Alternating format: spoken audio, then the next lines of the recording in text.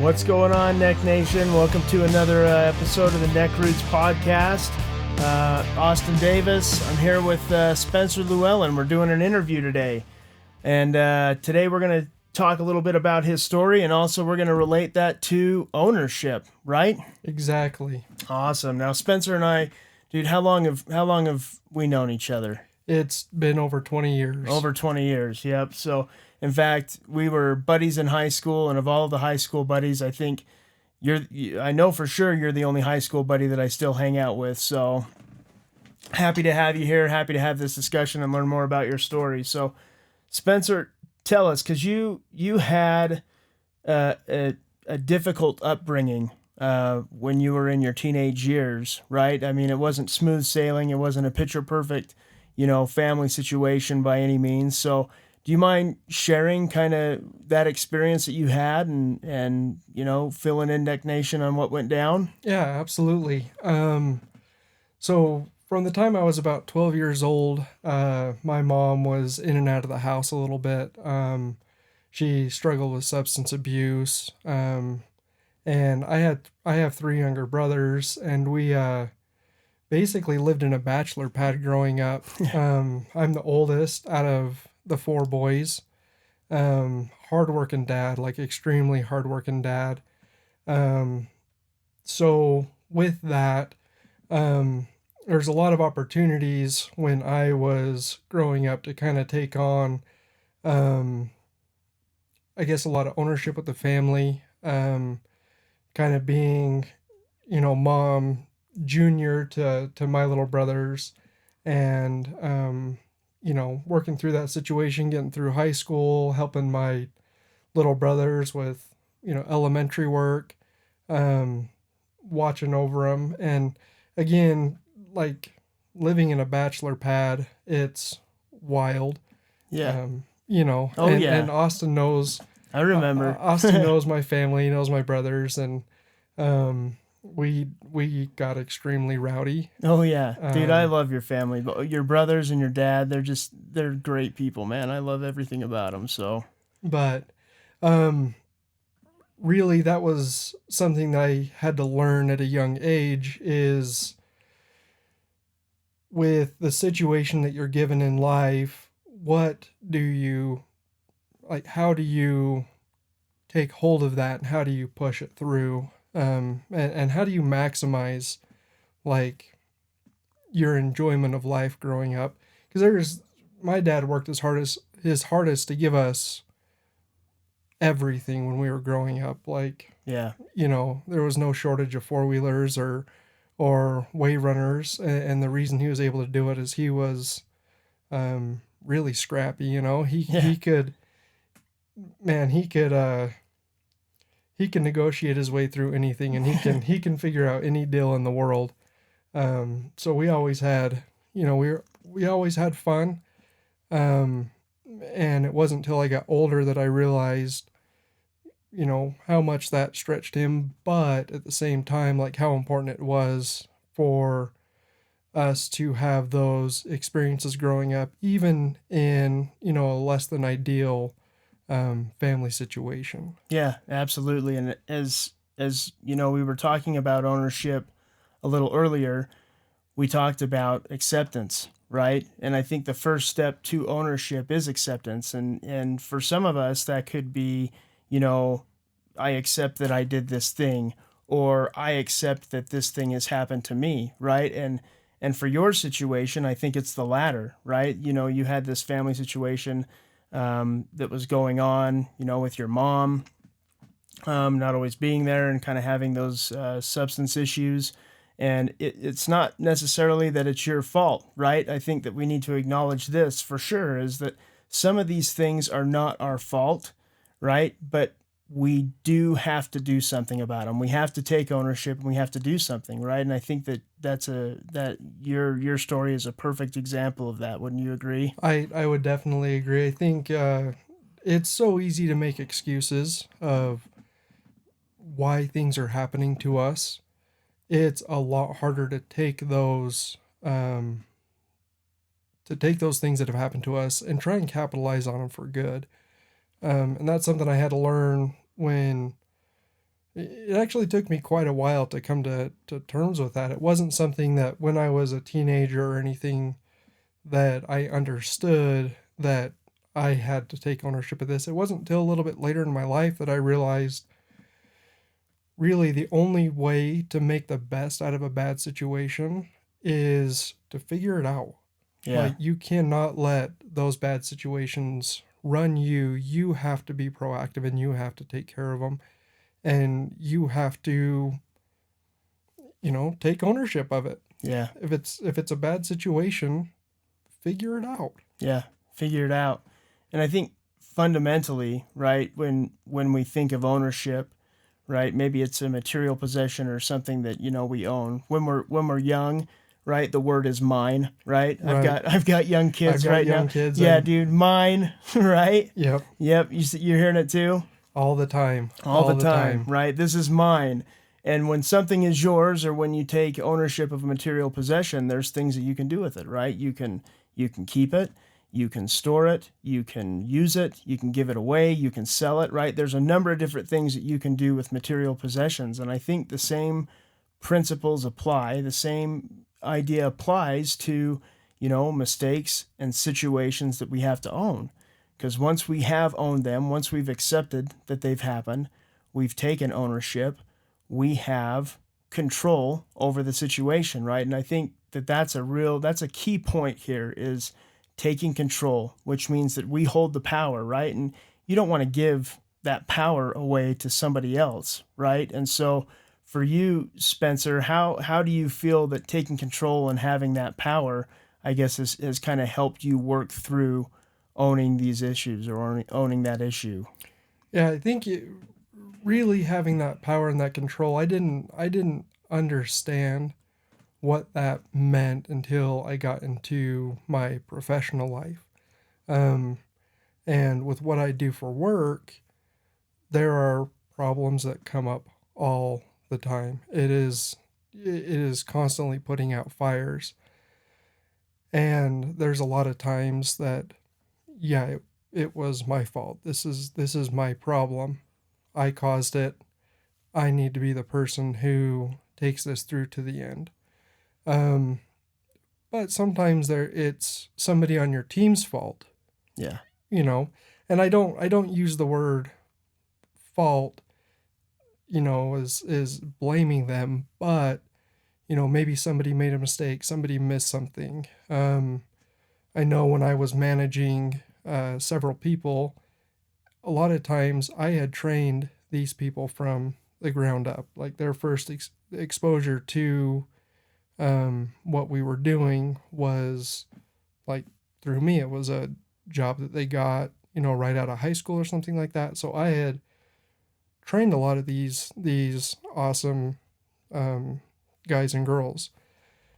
And when somebody who I was in charge of made a mistake, it reflects on you as a leader as well. And I think it's that type of ownership that I didn't understand until a little bit later in life. Um, Being able to say, okay, this may be something that I blew it on training them. So you go back to the drawing board and you say, okay, what can I do to help the next person not repeat this mistake? Yeah. Um, and also, like, if it's a team effort, when those types of things happen where there's issues or problems, a lot of times maybe you're not the right person to fix the mistake or to solve the problem or rectify the situation, I guess. That's when it's important to delegate. You take ownership in delegation. Yeah. Um, if, and you need to understand that you have a team with you and you don't need to take all that pressure on yourself. If you take the pressure on yourself and try and push everything through and not use your resources, it's going to fry you. Oh, for sure. Yeah, there's a lot of truth in that taking ownership of something can be pretty burdensome, right, at times, depending on what it is. And I think and I love that you brought up the work setting, right? Because there are different aspects of our lives where we need to take ownership, whether it's in our relationships, whether it's, family life or work life, like you mentioned, right? We take ownership. But even outside of work, like if you don't feel like you have a team, you still have resources available. Like we all have resources available to us, when we take ownership. And maybe it's something that we did, right? Like you mentioned, like you made a mistake. I could fill a library full of books with with all the mistakes that I've made, right? I felt that. Yeah, right. But there are resources. You don't have to take on everything all by yourself or all by ourselves, right? NeckNation, you can reach out to other people. You can bring other people in to help solve the problem or help you work through an issue or a problem that you've caused or something that has happened to you, right? That you're dealing with, right? That you've taken ownership of. So I love that you brought that up. So going back to, your experience growing up, do you feel like, outside of your family, because we talked about your dad, dude, your dad is a freaking amazing guy. I love your dad to death, man. He's super funny, right? He's always got a great attitude. Most of the time he's got a great attitude. He can holler pretty good. He can holler pretty good. But it's all in love. Yeah, absolutely. But did you feel like that there were resources and things that helped you with that, with owning that burden? Yeah, absolutely. Obviously, number one's going to be family. Yeah. Number two is that there are outside resources. And I think that's something that men in general don't understand is it's okay to reach for some outside resources. For sure. Whether it be, therapy or having a best friend, for crying out loud. Yeah. Having somebody, I mean, I remember sitting in my garage working on a motorcycle with you, and I had an absolute come apart trying to get a bolt out of this motorcycle. Yeah, right. And, you being one of my resources, you helped calm me down. Yeah.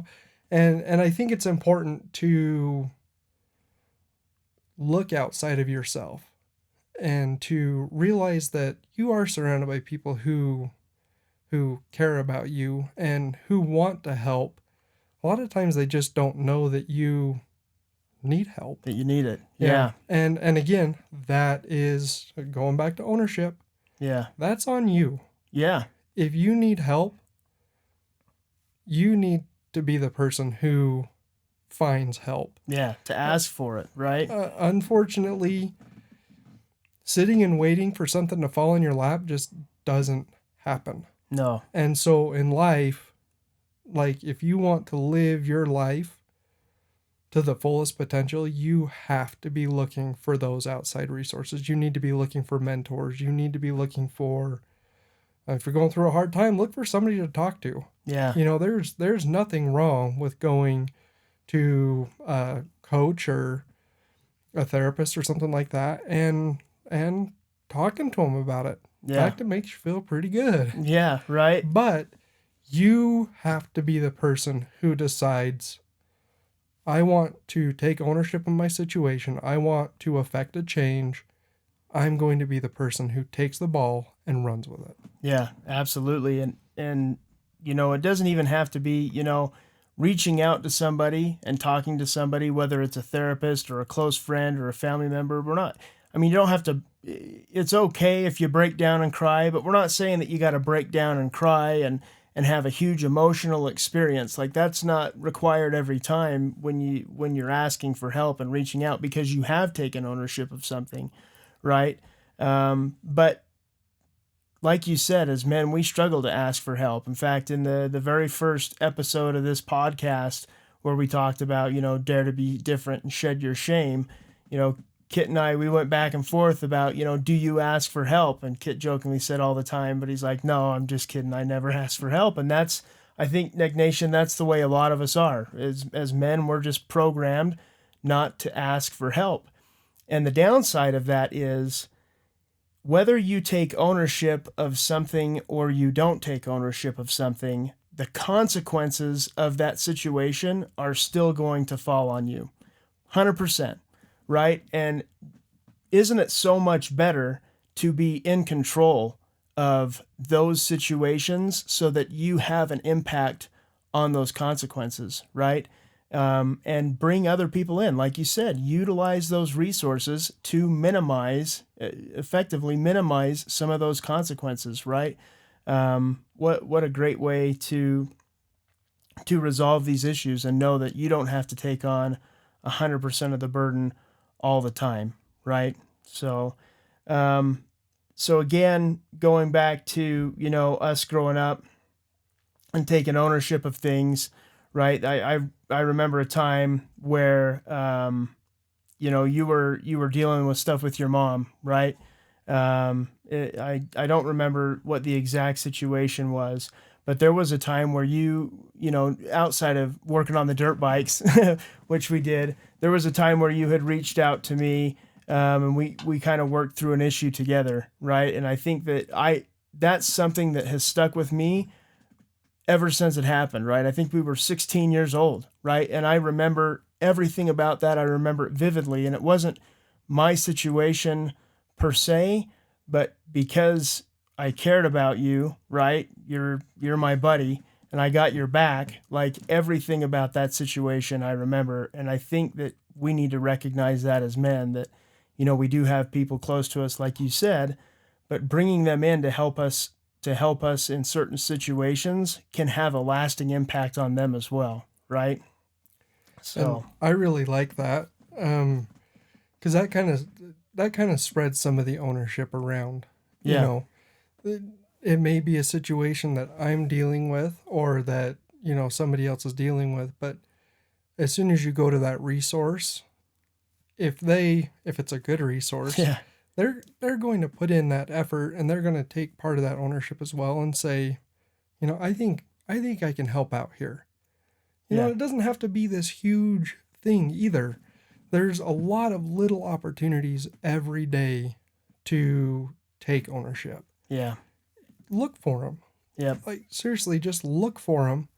And the more you start looking for those opportunities, number one, you're going to build a ton of value in yourself. And that's something that I truly believe in, is making yourself valuable. yeah, Um, and when your employer, when your family members, when people see that you take ownership, they're going to see that you are reliable, you're genuinely a good person, and you're somebody that they can trust. yeah. And so you're going to start having those opportunities to be a mentor, or to be somebody's shoulder to lean on. Yeah, absolutely. Like Kit said, I forget which podcast it was, but he says, as you grow and you gain experiences, you can be the key that unlocks somebody else's prison. I love Right. that. Love That that. is so true, right? As we take ownership of these situations, the biggest thing is, yes, they're burdensome, but we learn so much. We learn so much from them. And we've talked about failure so many times on this show.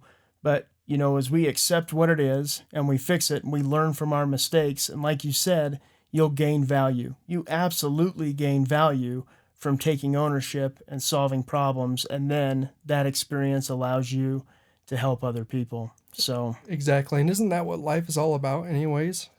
should be, Like, for sure. isn't it all about trying to improve yourself, but also, like, make the world around you a better place? Yeah.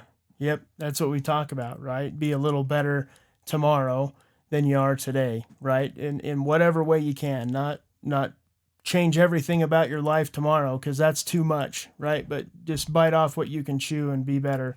So I think another important part of taking ownership to something, because we've talked about how burdensome it could be, and we've talked about sharing that burden in resolving issues or whatever it may be.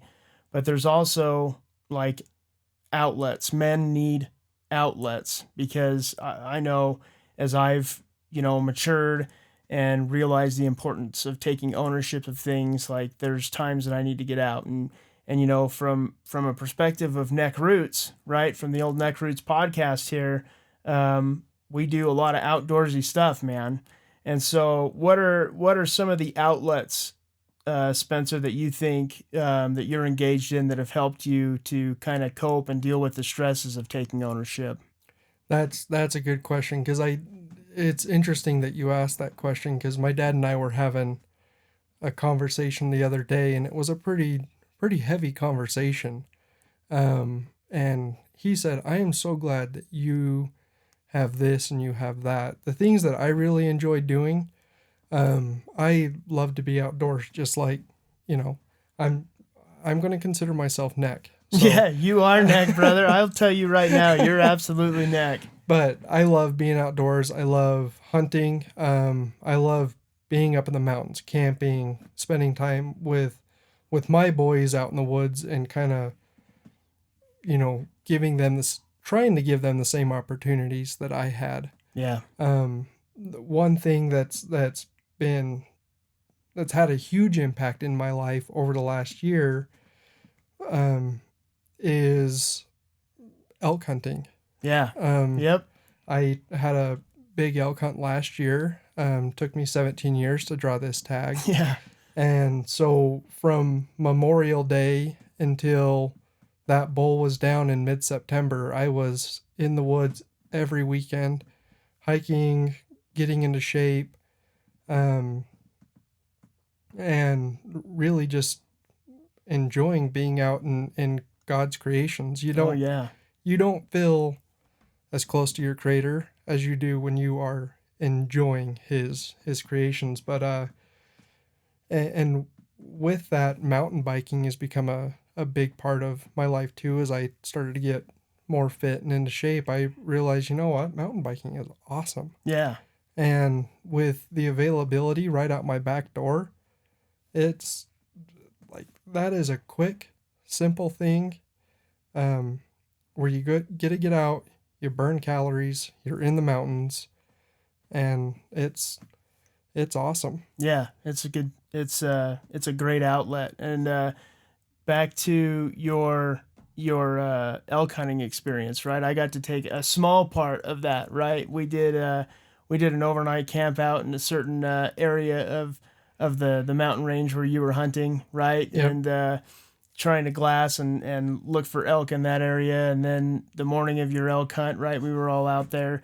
Your dad put me on a horse, and I think it was a pretty well behaved horse for the most part. But I hadn't ridden a horse since I was younger, right? I mean, I grew up riding horses with my grandpa and stuff, but I had gotten away from that and got on the dirt bikes, and he put me back on this horse, and it had been, gosh, 25 years since I'm glad you were riding the horse that day and I wasn't riding the Oh horse. man, I'll tell you what, the scene from The Man from Snowy River comes to mind when he started taking us down some of these mountains right through these aspen trees, and it was crazy. I'm like, Brad, where are you taking us? There is no trail here, and we are going straight down this mountain and jumping over deadfall, and it was crazy, but it was really a really cool experience for me to be able to take, a small part of to be a small part of that hunt that you had. And I know that you'd been looking forward to it, and you put a ton of work into that, which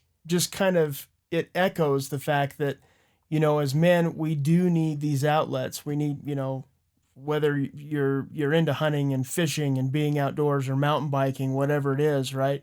You've got to have these outlets. You got to have some type of outlet to decompress as you take ownership of certain things in your life, even if they're your own mistakes, right? Take a break, decompress, do what you need to do, and then get back into solving the problem and shouldering the burden that's acceptable to shoulder. So, well, Spencer, I'm just, thank you so much for being on the podcast today and talk about this. Do you have any other thoughts on this before I ask you a final question? No, I think just I do want to plug a book that kind of changed my perspective on ownership, and that's Extreme Ownership by Jocko Willink Oh, and right. Leif Babin. I recommend that book to anyone. Please read that book. It will change your life. It changed mine. It changed my perspective on responsibility and ownership.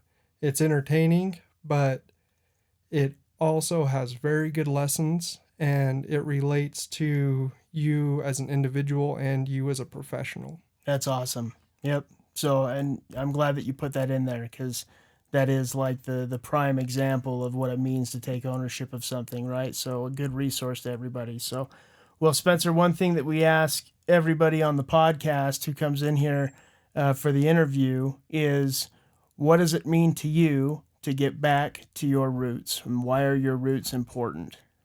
Man, so to me, it means being back in the mountains with my dad, and where my dad spent time with his grandpa, where his dad spent time with his grandpa, and back for generations. You Yeah. know, back to the late 1800s, we've been walking the same woods. And I really think that's important. And I hope that I can also share that with my children going forward. Um, but I really do think that we need to be mindful of the past and mindful of those who came before us and honor their legacy, but also create your own legacy. Yeah, absolutely. What a great answer. So, Neck Nation, it's time for us to buckle down and to take ownership. Whether it's something that you did, or a mistake that you made, or maybe one of the failures that you've come across, or maybe it's a situation that wasn't your fault. Right? We've got to take ownership. We've got to take control. We got to work through these issues. We got to fix them. Use resources. Right? Reach out to other people. You know, we talked about it as guys.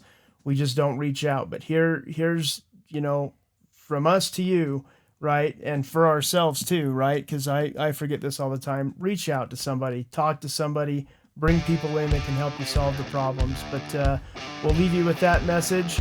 And remember to like and share this video. If you're watching on YouTube, if you're listening in and there's a way for you to like the video, do that as well, so that we get into the algorithms and more people can hear it. We're on social media, Facebook, Instagram, TikTok. And then if you like the neck gear, the hats, the shirt, I know Spencer's got himself a hat here, but go to www.neckroots.com and check out the swag. Pick yourself something up. But I think that's our message today. So we'll leave you with that, and bless up, Neck Nation. Bless up.